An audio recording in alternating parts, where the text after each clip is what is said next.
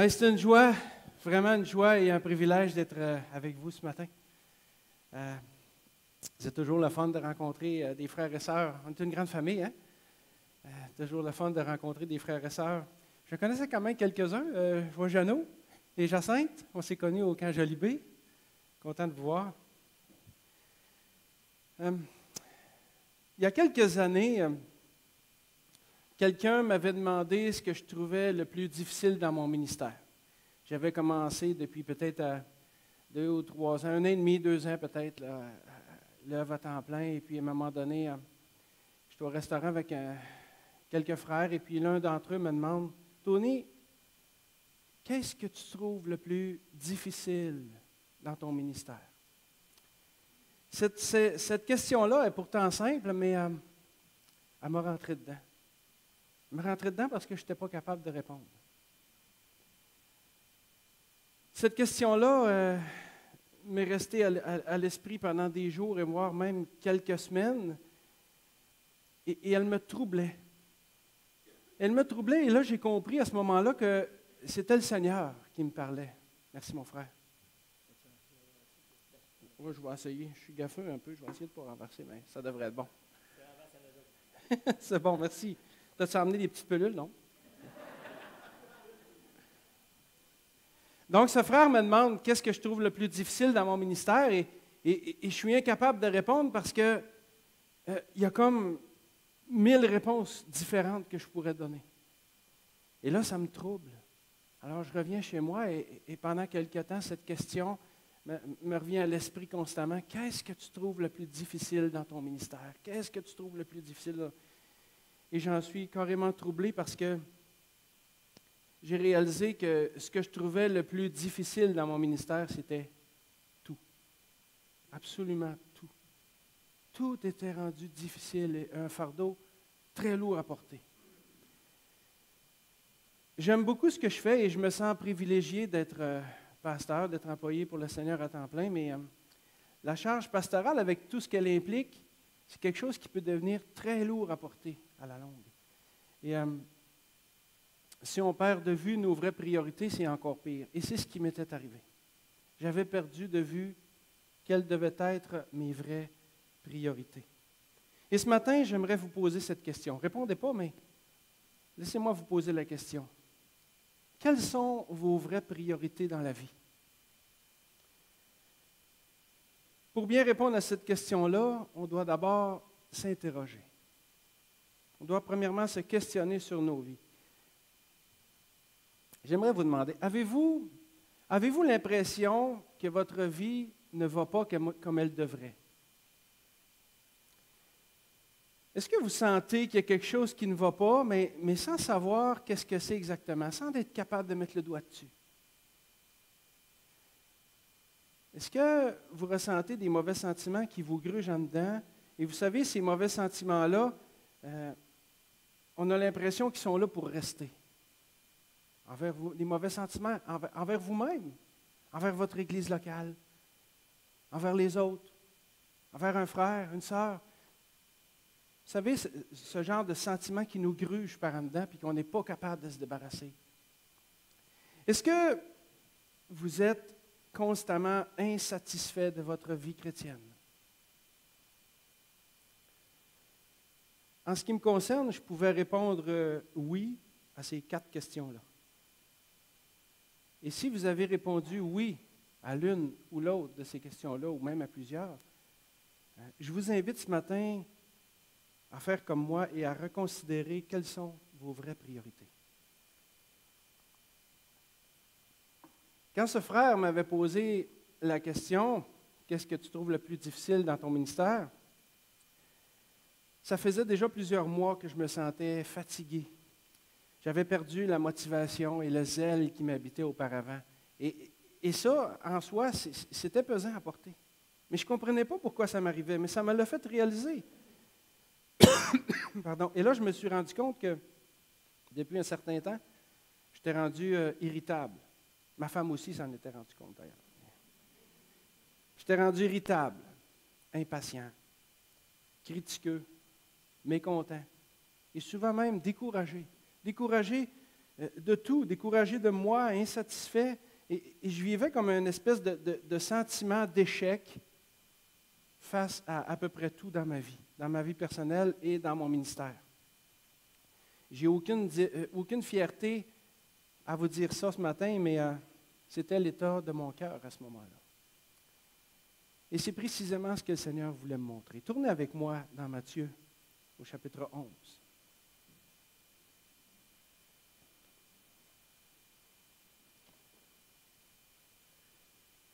Un verset bien connu, mais qui a pris à un moment donné pour moi une tournure bien spéciale. Donc en Matthieu, au chapitre 11, dans les versets 28 à 30, on peut lire ceci. Le Seigneur nous dit, « Venez à moi, vous tous qui êtes fatigués et chargés, et je vous donnerai du repos. Prenez mon joug sur vous et recevez mes instructions, car je suis doux et humble de cœur, et vous trouverez le repos pour vos âmes. Mon joug est doux et mon fardeau léger. » Ce que je vivais me grugeait beaucoup en dedans, alors j'ai voulu faire ce qui est écrit là, donner mon fardeau au Seigneur. Vous savez, des fois, hein? Ah, ben Seigneur, OK, je te le donne, on passe à autre chose. Mais ce n'est pas de même que ça marche tout le temps. J'ai essayé de donner mon fardeau au Seigneur de toutes les façons possibles, mais ça ne fonctionnait pas. Et savez-vous quoi? Je rends gloire à Dieu pour ça. Vraiment. Je ne dis pas ça de façon sarcastique. Je rends vraiment gloire à Dieu pour ça. Merci Seigneur de ne pas m'avoir enlevé à ce moment-là le fardeau qui pesait sur mes épaules. Et je vais vous dire pourquoi. Je vais vous raconter une histoire pour vous exprimer pourquoi je dis ça. C'est l'histoire d'un jeune homme qui prêchait pour la première fois. Confiant et sûr de lui-même, il a commencé à parler, mais plus ça allait, plus ses idées se mêlaient. Il s'est mis à bafouiller, à se chercher dans ses notes et à dire des choses qu'il n'aurait pas dû dire. Étant de plus en plus nerveux, il n'a pas été capable de bien prêcher le message qu'il avait préparé. Alors, sa première expérience de prédication a été un échec total et il s'en sentait humilié.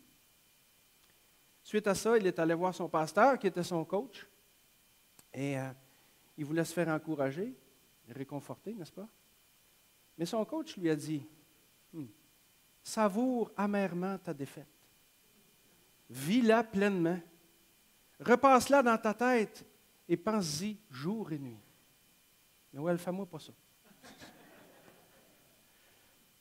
Le jeune homme était déconcerté d'entendre ça parce que il avait l'impression de se faire écraser au lieu de se faire encourager. Ce n'est pas à ça qu'il s'attendait, là. Mais son mentor lui a ensuite expliqué que pour être plus fort, il devait apprendre de son erreur. Donc, plus sa défaite lui serait amère, plus il prendrait les moyens qui s'imposent pour ne plus que ça arrive. Et c'est dans ce sens-là que son coach lui avait dit cela. Pardon. Il devait apprendre, le jeune homme, à se préparer davantage, à prier plus, à rester plus humble et à dépendre du Seigneur beaucoup plus que de lui-même. Et moi, j'ai tiré une leçon de cette histoire-là.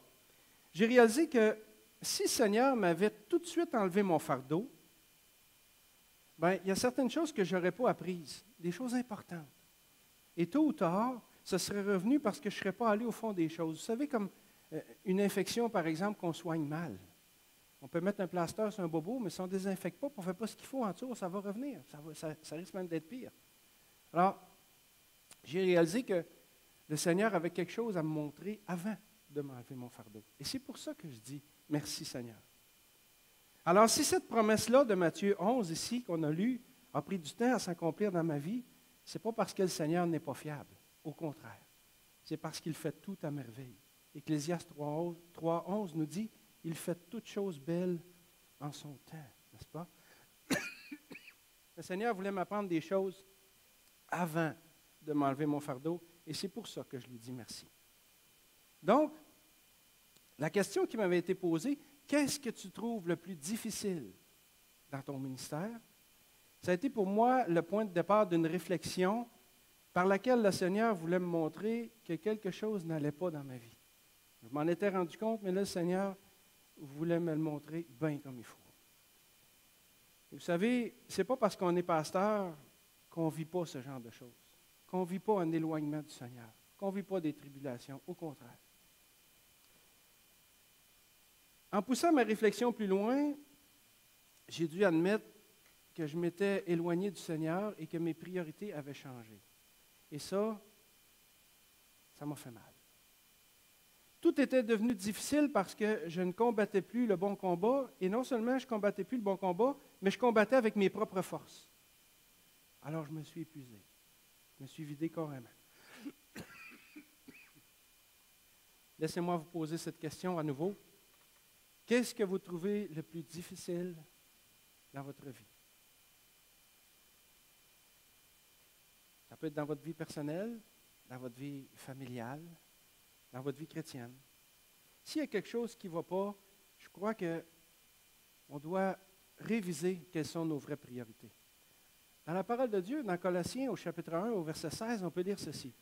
« Car en lui, en Jésus, ont été créées toutes les choses qui sont dans les cieux et sur la terre, les visibles et les invisibles, trône, dignité, domination, autorité. Tout a été créé par lui et pour lui. » Qu'est-ce que tout ça implique? Le texte nous dit, tout a été créé. Donc tout, c'est tout. Absolument tout, y compris nous-mêmes. Par lui, par Jésus. Donc, Jésus, c'est notre Créateur. Et pour lui. Donc, on a été créé en fonction de sa volonté, en fonction de ses plans à lui. Donc ça, c'est la première chose qu'il faut réaliser. Et c'est ça qui devrait être les vraies priorités dans notre vie. Vivre en fonction de Dieu, parce que c'est pour ça qu'on a été créé. Vous savez, un programmeur informatique, il peut faire un algorithme, créer un logiciel, et quand il va le lancer, qu'il va le mettre en fonction, bien, le logiciel doit faire ce pourquoi il a été créé, sinon ça ne marche pas. On peut appliquer ça à n'importe quoi. Bien, dans nos vies, c'est comme ça aussi. On a été créé par et pour Dieu. Alors, on doit vivre en fonction de lui. Ça, c'est son plan initial. C'est sûr que cette idée-là ne fait pas l'affaire de tout le monde. Et là, quand je dis de tout le monde, je parle autant des chrétiens que des non-chrétiens. Parce que les gens veulent vivre leur vie comme ils l'entendent. Et souvent, l'idée de dire je veux vivre ma vie pour Dieu, en fonction de Dieu, ça nous brime. On ne veut pas ça. Alors, ça nous dérange parce que ça nous empêche de vivre notre vie comme on l'entend. Et souvent, mais on voit Dieu comme une entrave à cause de ça. Il y a quelques années, la fille de Billy Graham, Anne, donnait une entrevue à la télévision américaine et en rapport avec les événements du 11 septembre 2001, l'animatrice lui a demandé « Comment Dieu a-t-il pu laisser quelque chose de ce genre arriver? » Anne Graham lui a répondu « Je crois que Dieu est profondément attristé par tout ceci, tout comme nous. Mais ça fait des années que nous lui demandons de sortir de nos écoles, de sortir de notre gouvernement et de sortir de nos vies. Comment pouvons-nous espérer sa bénédiction et sa protection si nous lui demandons de nous laisser tranquilles? » Galates 6,7 nous dit qu'on récolte ce qu'on sème. Alors, c'est facile de blâmer Dieu pour tous les malheurs du monde, mais est-ce qu'on réalise que si on suivait le plan de Dieu,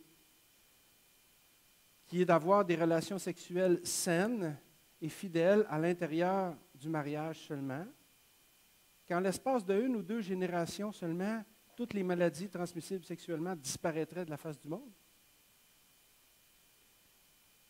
Est-ce qu'on réalise que si plus de gens obéissaient à Romains 13,13, qui nous dit de marcher honnêtement et loin de l'ivrognerie, d'un, on n'aurait plus besoin de barrer nos portes de peur de se faire voler, puis de deux, il y aurait beaucoup moins de problèmes d'alcoolisme et de toxicomanie.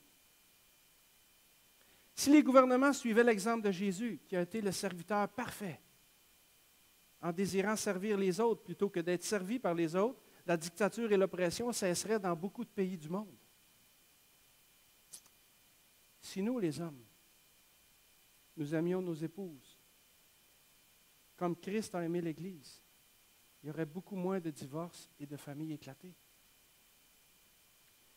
Mais vous savez quoi? Ces choses-là ne cesseront pas parce que le monde ne veut pas que Dieu se mêle de ses affaires. Mais moi, est-ce que je laisse Dieu se mêler de mes affaires? Vous savez, même si on est chrétien, on peut avoir tendance à avoir ce réflexe-là. Quelle place est-ce qu'on laisse véritablement à Dieu et à sa parole dans nos vies? Jésus veut qu'on ait une vie chrétienne victorieuse. Et quand je dis victorieuse, ça veut dire une vie chrétienne joyeuse, épanouie, de trouver sa joie dans le Seigneur. Est-ce que votre vie chrétienne, elle est victorieuse ou est-ce que vous avez l'impression de tourner en rond? Vous savez, des fois, on tourne en rond, là, mais on tourne en rond tellement vite qu'on a l'impression d'avancer. Mais on fait quand même du surplace. On tourne en rond. Et on ne s'en rend pas tout le temps compte. Et si on ne trouve pas de plaisir en Dieu, est-ce que vous trouvez du plaisir dans Dieu, dans sa parole, dans la lecture, dans la prière, dans la communion fraternelle? Vous savez, si on ne trouve pas de plaisir en Dieu, si on ne veut pas que Dieu se mêle de nos affaires parce qu'on veut vivre notre vie comme bon nous semble, si on ne respecte pas les autorités mises en place par Dieu, que ce soit au niveau du gouvernement, dans nos écoles, au travail ou dans l'Église locale, si on ne respecte pas les autorités mises en place par Dieu, si on en veut à Dieu aussi pour tous nos malheurs, c'est la faute de Dieu, c'est la faute du Seigneur. Est-ce que vous êtes déçus parfois que Dieu ne vous donne pas ce que vous lui demandez ou ce que vous attendez de lui? Si on aspire à un évangile de prospérité en prenant Dieu pour une machine distributrice, en espérant qu'il va combler tous nos désirs égoïstes, si on a l'impression d'être quelqu'un de simplement religieux, voire hypocrite, si on vit ces choses-là, c'est parce qu'on n'a pas une vie chrétienne victorieuse. On a une vie chrétienne peut-être, mais superficielle, pas victorieuse. Une vie chrétienne victorieuse n'est pas exempte de difficultés, vous savez. Les difficultés, ça fait partie de la vie et de la vie chrétienne. Mais on ne doit pas laisser les difficultés s'enraciner dans nos vies pour nous pourrir la vie. Ça va faire une différence. Donc, si vous vous sentez interpellé, est-ce que vous en avez assez? Est-ce que vous voulez que ça change? Moi, j'en avais assez, puis je voulais que ça change. Voulez-vous continuer à tourner en rond ou réellement avancer? Si vous ne voulez pas que ça change, ce n'est pas compliqué, faites rien. Continuez comme ça ne changera pas. Mais si vous voulez une vie chrétienne victorieuse, c'est-à-dire qui grandit, qui s'épanouit, qui grandit dans la connaissance de Jésus-Christ, quelque chose de joyeux, bien, vous allez devoir réviser quelles sont vos vraies priorités. Et là, je dis vous, mais tout ça, tout ce que je vous partage, c'est mon vécu, c'est ma réflexion, donc je m'inclus là-dedans. Même si je dis vous, soyez certains que j'en suis le premier concerné. Donc, pour réviser, donc premièrement, pour avoir une vie chrétienne bien épanouie, on doit réviser nos vraies priorités, on doit se questionner, mais on doit aussi faire un temps d'arrêt. Je n'ai pas toujours été pasteur, vous savez, j'ai déjà travaillé avant ça. Dans une usine, je travaillais pour Alcan, à Shawinigan. Et à un moment donné, la compagnie nous avait donné une petite formation qui s'appelait le temps d'arrêt. Le temps d'arrêt était pour nous sensibiliser aux dangers inhérents de notre travail. Vous savez, dans l'usine, il y avait beaucoup de dangers liés à la haute tension, à la machinerie, à la chaleur, aux contraintes thermiques et beaucoup d'autres choses. Alors, pour nous sensibiliser à ne pas prendre de risques inutiles qui auraient pu entraîner des blessures graves, voire même la mort, la compagnie avait établi la politique du temps d'arrêt. C'est-à-dire que devant un danger, j'étais dans une machinerie ou à pied où je faisais quelque chose, puis il y a une situation qui se présente qui n'est pas normale, qui me semble un peu problématique. Alors il disait, arrêtez-vous, faites un temps d'arrêt, puis évaluez. Prenez quelques secondes pour évaluer la situation, pour ne pas continuer et risquer de vous blesser inutilement. Et je crois qu'on peut appliquer ce même principe-là à nos vies spirituelles. On doit à l'occasion faire un temps d'arrêt pour évaluer notre condition spirituelle et détecter les dangers ou les obstacles potentiels qui vont nous empêcher de grandir ou d'avancer. Faisons un temps d'arrêt maintenant pour évaluer quelles sont nos vraies priorités. C'est quoi mon but? Est-ce que je veux être un chrétien du dimanche? Vous savez, je viens à l'église le dimanche, et puis quand j'ai du bon temps, j'ai un bon temps dans la parole, un bon temps en louange, dans la prière, avec les frères ou tout ça. Mais j'arrive chez nous, je mets ma Bible à quelque part, sur une étagère, sur un bureau, et puis je la reprends le dimanche suivant. Ça, c'est d'être un chrétien du dimanche. Est-ce que je veux être un chrétien du dimanche ou est-ce que je veux avoir une vie chrétienne victorieuse? Parce que ce n'est pas la même chose. Pas du tout. Si je veux avoir une vie chrétienne victorieuse, je vais devoir déterminer quelles sont mes vraies priorités, mais aussi me donner les moyens pour y arriver. Dans le psaume 1, il y a quelque chose d'intéressant décrit ici. Heureux l'homme qui ne marche pas selon le conseil des méchants, qui ne s'arrête pas sur la voie des pécheurs et qui ne s'assied pas en compagnie des moqueurs, mais qui trouve son plaisir dans la loi de l'Éternel et qui la médite jour et nuit. Il est comme un arbre planté près d'un courant d'eau, qui donne son fruit en sa saison et dont le feuillage ne se flétrit point. Tout ce qu'il fait lui réussit. Ça, c'est un chrétien victorieux. Dieu le déclare heureux. Voyez-vous le premier mot? Heureux l'homme qui fait ces choses. C'est Dieu qui déclare cet homme-là ou cette femme-là heureux. Dieu le déclare heureux parce qu'il sait dire non au péché.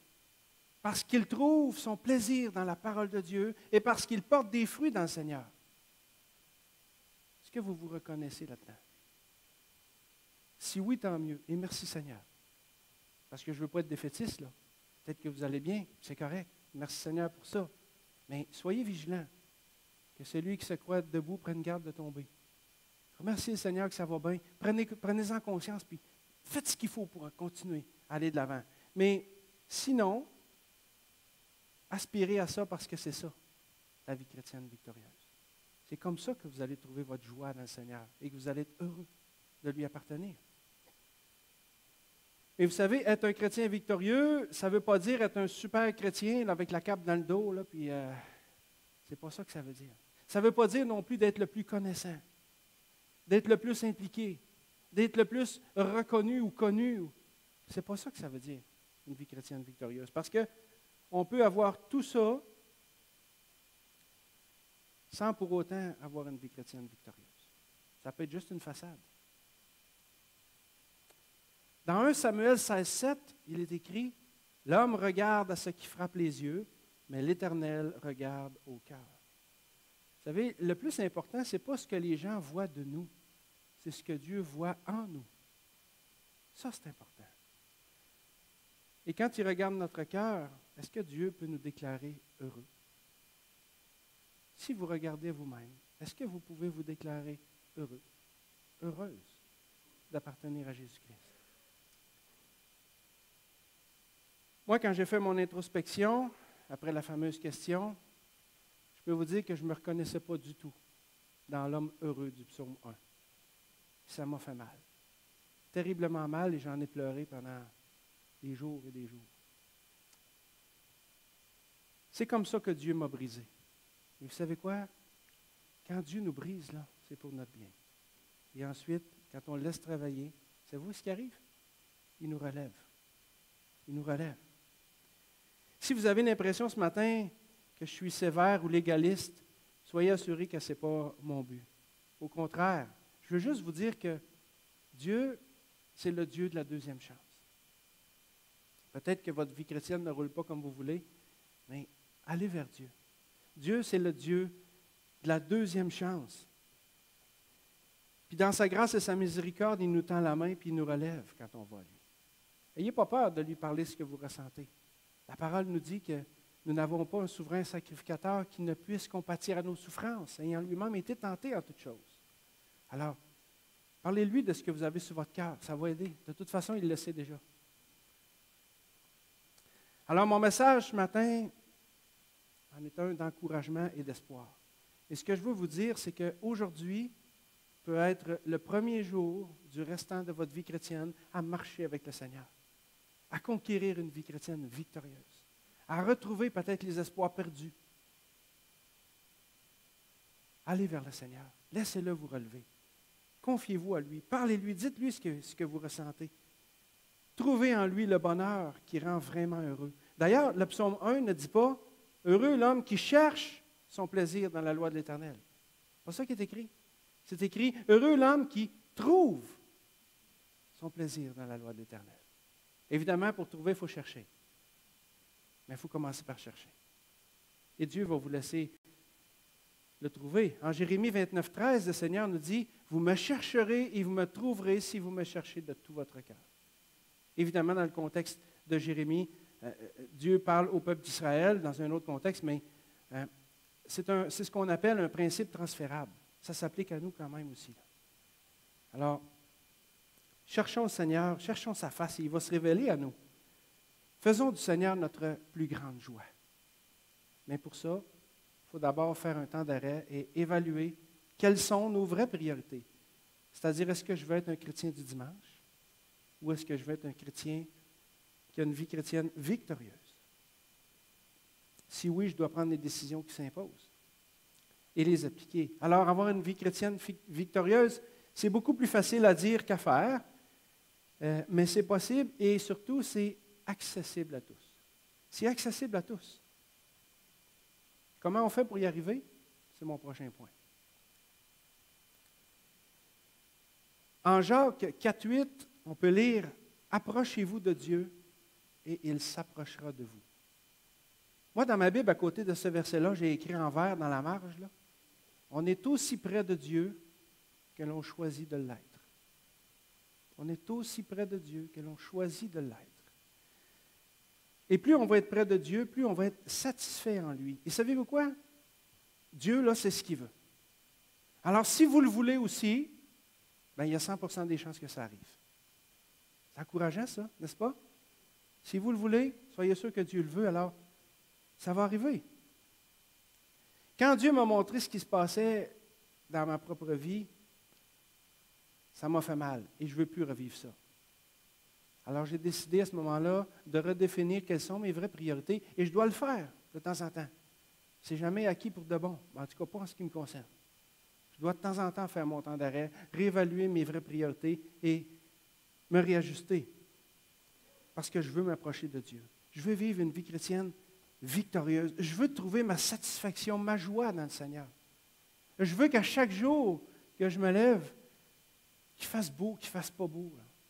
Je veux être reconnaissant du Seigneur pour la journée qu'il a faite, pour sa grâce qu'il a envers moi depuis tant d'années et depuis même avant que je sois né parce que Dieu me connaissait. On en a des façons de remercier le Seigneur, des raisons de le faire. Trouvons notre joie dans le Seigneur. Et vous savez, les parents, on veut voir nos enfants grandir. Mais Dieu aussi veut nous voir grandir. Alors, on peut se réclamer être un enfant de Dieu, mais restons pas là. Ne nous contentons pas d'être des enfants de Dieu. Devenons des hommes et des femmes de Dieu, accomplis, prêts à toute bonne œuvre, matures dans le Seigneur. C'est ça que le Seigneur veut. Il ne veut pas juste nous sauver et nous laisser là. Il veut qu'on grandisse, qu'on apprenne à le connaître, qu'on mette à profit pour lui, pour l'œuvre du ministère, les dons qu'il nous a donnés. Et ça, tous les chrétiens sont appelés à ça. On a tous eu à notre conversion un ou plusieurs dons que le Saint-Esprit nous a donnés. Et ce n'est pas pour les enterrer. Mettons-les à profit pour le Seigneur. Puis vous allez voir que servir le Seigneur, ça nous aide, ça nous rapproche de lui, on a besoin de ça. Ça fait partie de ça. On peut vivre une vie chrétienne religieuse ou on peut la vivre de façon authentique. Et c'est dans nos priorités que ça va se déterminer. J'ai assez savouré mon échec pour ne plus vouloir que ça m'arrive. Alors, je me suis donné les moyens de base pour y arriver. Et ces moyens-là sont révolutionnaires, je vous les révèle ce matin. Lire la parole de Dieu. C'est pas compliqué, hein? Lire la parole de Dieu. Mais vous savez, il y a lire la parole de Dieu ou il y a lire la parole de Dieu. Je peux lire la parole de Dieu pour me débarrasser, pour cocher mon plan de lecture ou pour apaiser ma conscience. Ou je peux lire la parole de Dieu en m'assoyant comme au pied du Seigneur, comme s'il était là physiquement. Et là, je lis ma parole, puis je la laisse me nourrir. Je la laisse faire du bien à mon âme. Je laisse le Seigneur me parler. Puis je parle au Seigneur. Donc, lire la parole de Dieu. Prier régulièrement. Oui, on peut venir à l'église le soir de semaine, dans les réunions de prière ou à d'autres moments, mais est-ce que quand je suis seul, je prie le Seigneur? Avez-vous déjà essayé de prier à genoux? Ça ne vous rend pas plus spirituel. Dieu n'entend pas plus vos prières parce que vous êtes à genoux. Moi, je le fais parce que ça me fait du bien. C'est vraiment personnel et je ne vous dis pas que c'est ce que vous devez faire, mais trouvez votre façon de prier qui va vous faire du bien. Moi, quand je prie, quand je suis recroquevillé, j'ai l'impression d'être, quand je suis à genoux, j'ai l'impression d'être plus près du Seigneur. C'est juste une impression, là. Mais moi, ça me fait du bien. Trouvez votre façon que votre temps de prière vous nourrisse. Cherchez la présence et la communion fraternelle des autres chrétiens. Vous savez, on peut être entre chrétiens, puis parler de golf, de chasse, de pêche, de baseball, de camping, de n'importe quoi. Mais est-ce qu'on parle du Seigneur quand on est entre chrétiens? Je crois que ça devrait. Mais pas parce qu'encore là, on doit se forcer. Puis non, non. Je pense que ça devrait couler tout seul. Si on aime le Seigneur, si on est proche du Seigneur, si on est bien, si on trouve notre joie en lui, ça va parler tout seul. Écoutez, si on ne parle pas du Seigneur entre chrétiens, avec qui on va en parler? Rendre grâce à Dieu pour toutes choses. Oh, mais je ne sais pas quoi dire, merci. Qu'est-ce que vous pensez? Je vous propose quelque chose. Qu'à chaque jour, à chaque matin, vous commenciez votre journée en remerciant le Seigneur de vous avoir sauvé. Ça va faire une différence. Et vous savez, tout ça ne doit pas être fait avec un esprit religieux, mais avec le désir de s'approcher de Dieu et de se réjouir en lui. Dans Actes 2, 42, il est écrit, en parlant des premiers chrétiens, ils persévéraient. Ils persévéraient. Persévérer, ce n'est pas quelque chose qui se fait à l'occasion. Ils persévéraient dans l'enseignement des apôtres, dans la communion fraternelle, dans la fraction du pain et dans les prières. C'est ça que les chrétiens de l'Église primitive faisaient avec persévérance. Et savez-vous quoi? Ils étaient forts. Ils étaient forts. Leur priorité, c'était le Seigneur, malgré qu'ils étaient persécutés. Ce n'était pas facile d'être chrétien au premier siècle. Là. Ça n'est pas encore aujourd'hui. Bon, au Québec, on est quand même bien, mais il y a bien des endroits dans le monde où c'est horrible. Là. Mais quand le Seigneur est au premier plan et qu'on applique les principes d'Acte 2, 42, on devient fort dans le Seigneur. On y trouve notre joie. Tout devient une priorité. C'est ça qui devient notre priorité la plus grande. Et moi, c'est ce que je veux pour ma vie. Bon, je ne vous dis pas que j'y arrive tout le temps, ce n'est pas vrai. Mais j'en suis conscient, alors j'y travaille. Puis je demande au Seigneur de m'aider à atteindre cet objectif. Et parce que c'est ce qu'il veut, lui aussi, pour ma vie. Et je ne veux pas que ce soit superficiel. Alors, je remercie le Seigneur de ne pas m'avoir tout de suite enlevé mon fardeau quand je lui ai demandé. Parce que je n'aurais peut-être pas réalisé ces choses-là. Seigneur, fais tout à merveille. Merci, Seigneur, de ne pas avoir permis que je continue à tourner en rond. Vous savez, s'il arrive un événement, une personne, je ne sais pas de quelle façon le Seigneur peut travailler de 1000 façons différentes, mais si vous arrive un événement dans votre vie qui vous remet en question, demandez-vous, c'est peut-être le Seigneur qui vous parle. Réévaluez quelles sont vos vraies priorités. Tout ce que je viens de dire là s'adresse aux chrétiens, mais s'il y a quelqu'un dans la salle qui n'est pas chrétien ce matin, ça s'adresse à vous aussi. C'est quoi vos vraies priorités dans la vie? Vous voulez vous amasser des richesses? Travailler? Manger? Vous divertir et mourir? Est-ce que c'est ça la vie, le but de la vie pour vous? Est-ce que c'est ça votre priorité? La Bible dit que tout ça, c'est la poursuite du vent. Le Seigneur vous invite ce matin, si vous ne lui appartenez pas, à ne pas vous attacher aux choses temporelles, mais aux choses éternelles. À Jésus et à sa parole et à ce si grand salut qu'il vous a accordé. Et même si vous réussissez à atteindre votre idéal dans la vie, vous voulez de la richesse, vous en obtenez, vous voulez de la notoriété, vous l'avez, vous voulez des gens qui vous aiment, vous avez tout ça, parfait. Mais quand vous allez mourir, il va se passer quoi? Tout ça ne vous suivra pas de l'autre côté. Quand on va passer devant l'éternité, on va devoir rencontrer notre Créateur. Et ce matin, j'aimerais vous dire que si Jésus n'est pas votre sauveur, vous allez passer l'éternité loin de lui. Quelle est votre vraie priorité? Vivre pour cette vie seulement ou vivre en fonction de l'autre aussi? Parce que ça ne veut pas dire qu'on doit négliger cette vie, mais le Seigneur est mort pour vos péchés. Acceptez-le. Si vous n'avez pas fait ce pas de foi, puis peut-être qu'il y a des gens dans la salle, vous savez, on vient à l'Église, peut-être vous venez à l'Église depuis des années, ou vous avez grandi dans une famille chrétienne, sachez que Dieu a des enfants, mais qu'il n'a pas de petits-enfants. On a un choix personnel à faire. Le Seigneur Jésus vous offre la vie ce matin, la vie éternelle. Mettez-le en priorité. Mettez-le en priorité. Allez à lui, dites-lui tout ça, dites-lui que vous voulez être sauvé, puis laissez-le faire le reste. Il l'a déjà fait. Acceptez-le. Donc, en conclusion, je ne veux plus trouver mon ministère difficile. Il va y avoir des difficultés, évidemment.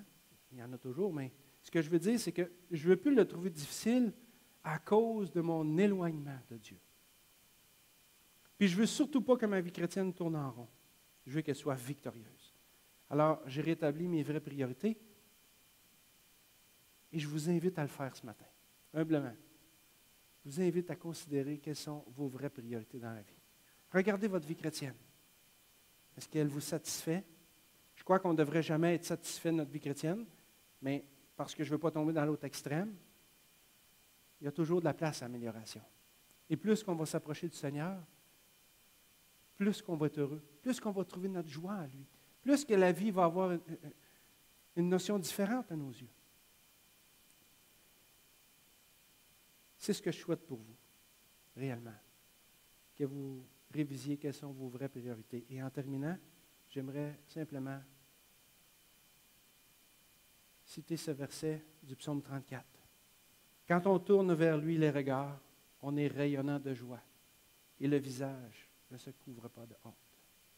Prions. Seigneur Jésus, Seigneur notre Dieu, merci de tout ce que tu as fait pour nous. À la croix, mais aussi de ce que tu continues à faire pour nous. Puis merci pour toutes les promesses, des choses à venir. Seigneur Jésus, merci parce que tu as tes yeux sur nous constamment. Et je te remercie de cette question qui, il y a quelques années, m'a été posée par un frère qui ne savait même pas qu'est-ce qu'il faisait. Mais toi, tu me parlais à travers lui. Et puis, tu m'as sorti de là. Tu m'as enlevé finalement ce gros fardeau qui pesait sur mes épaules. Et je te remercie de ne pas me l'avoir enlevé tout de suite. D'avoir pris le temps de me faire réaliser ces choses et de m'avoir relevé. Seigneur Jésus, aide-moi à atteindre vraiment ce que nous dit le psaume 34,6, de garder mes regards tournés vers toi, afin que je puisse être joyeux et pas honteux de t'appartenir. Seigneur, aide-moi constamment à réviser quelles sont mes vraies priorités.